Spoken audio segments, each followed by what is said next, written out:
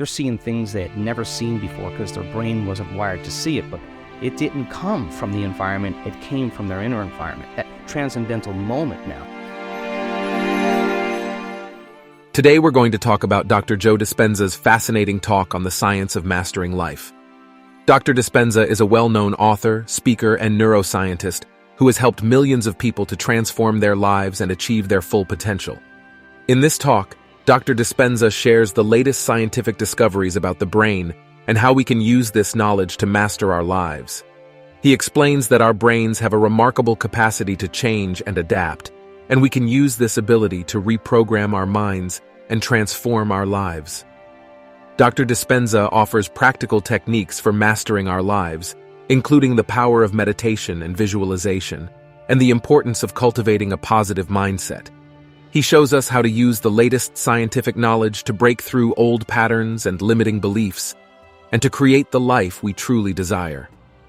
Dr. Dispenza's talk on the science of mastering life is a powerful and inspiring reminder that we all have the ability to transform our lives and achieve our full potential.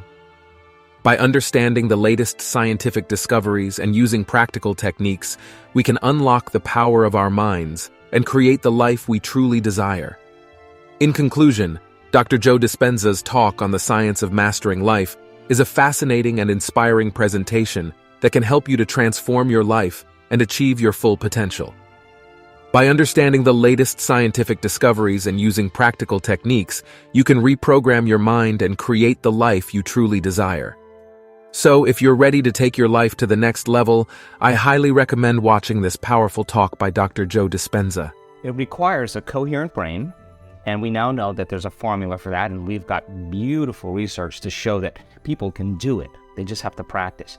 And it requires a coherent heart, because resentment, frustration, impatience creates a very incoherent heart. And when that heart becomes incoherent, you stop trusting yourself. There's no energy there. You stop trusting in your future.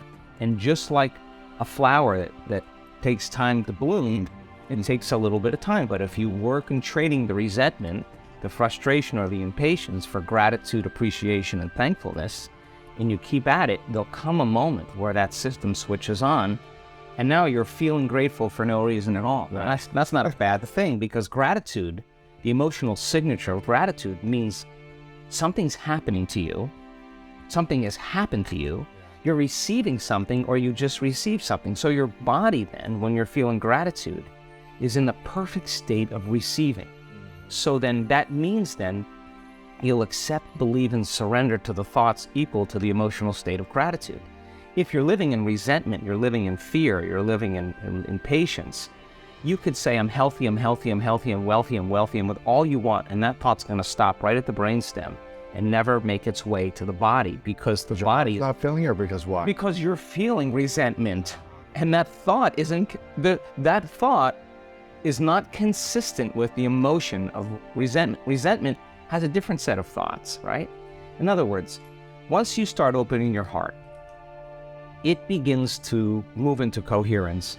It begins to produce a measurable magnetic field up to 3 meters wide. Now that's frequency, that's energy. And all that energy, that frequency, carries information, carries an intent. So then when you're feeling gratitude and your heart is open, you're broadcasting energy into the field. Now, frequency. You lay the intent of the thought of your health or your wealth. That frequency can carry the thought of your wealth. It can carry the thought of your health. If you're suffering, suffering does not carry, that energy does not carry the thought of your wealth. It carries a different set of thoughts.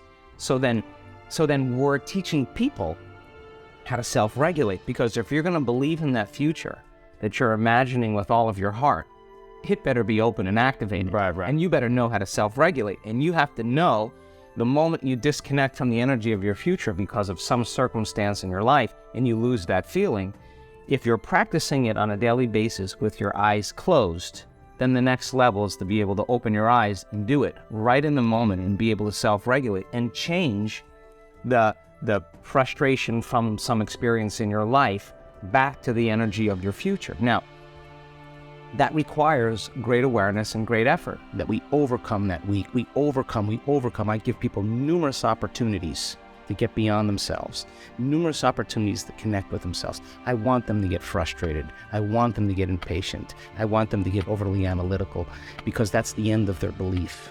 And then finally, when they finally make up their mind to let go and just do it, and they run into that feeling, they run into that experience, they're all in. You think they don't want the sports car anymore. They want that, whatever that was. And if it comes with a transcendental moment, when they come back to their senses from that inner experience, their spectrum of reality is broadened. They're seeing things they had never seen before because their brain wasn't wired to see it, but it didn't come from the environment, it came from their inner environment. That transcendental moment now is producing a feeling, a frequency that is so unusual. It's so much joy, so much bliss, so much ecstasy. I've watched people have to stop it because it's way bigger than them. Now, I would consider that a good problem to have. You measure that person's immune system. You measure the changes in their heart rate variability, not a little amplitude, huge amplitudes. That person is feeling a lot of love. And imagine it's a man. Imagine a man whose heart is open that wide. They sob with the freedom to be able to not care what they look like or trying to fit into some paradigm or mold. So then a new consciousness in that footprint is emerging, and we have scientific evidence. I can tell you can make your brain work better in a week. You can make your heart more coherent. You can change the field around your body. You can strengthen your immune system. You can change your gene expression. You can lengthen your life. You can create so many oxidative changes in your cells. We have great research to prove that. That's the truth of who you are. That's the truth, that miracle within you. The body's going to say, hey, you're off schedule.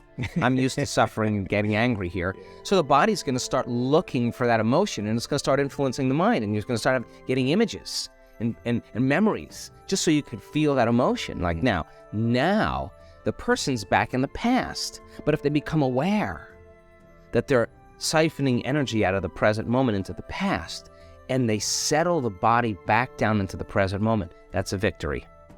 And those victories add up. And you're telling the body in that moment that it's no longer the mind, that you're the mind. And that's a victory. And then people get frustrated and they say, I can't meditate. Oh, really? Well, actually, you're doing it right. That's actually what meditation, you're doing exactly what you're supposed to be doing.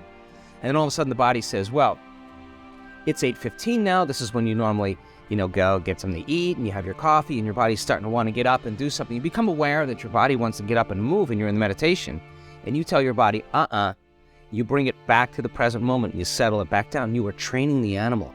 That's a victory. Now you're executing a will that's greater than the program. That is the present moment. And when you're in that present moment, something really amazing happens. You forget about you. All of a sudden, you're not your face, you're not your culture, you're not your marital status, you're not your diet, you're not your past. You're basically just an awareness. You're in the unknown, and that is the perfect place to create from. So it turns out that when people do this properly, they heal themselves of anxiety. Why? Because they're no longer obsessing about some future. When they find the present moment, they heal from their depression because they're not a bit hopeless and powerless in their past. The body's conditioned now. Thank you for watching our video. If you found this video valuable, please consider sharing it with your friends and family to help the channel grow and inspire more people. Remember to hit the like button and subscribe for more impactful content.